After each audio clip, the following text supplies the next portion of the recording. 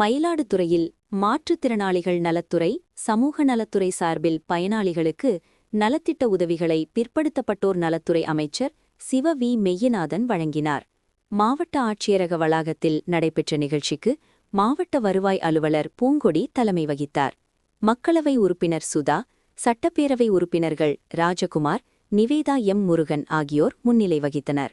இதில் பிற்படுத்தப்பட்டோர் நலத்துறை அமைச்சர் சிவ வி மெய்யநாதன் கலந்து கொண்டு மாற்றுத்திறனாளிகள் நலத்துறை சார்பில் 58 பயனாளிகளுக்கு 5.9904 லட்சம் மதிப்பீட்டில் இணைப்பு சக்கரம் பொருத்தப்பட்ட பெட்ரோல் ஸ்கூட்டர்களை, சமூக நலத்துறை சார்பில் 65 பயனாளிகளுக்கு 4.87 லட்சம் மதிப்பீட்டில் இலவச தையல் இயந்திரங்களை வழங்கி பேசினார்.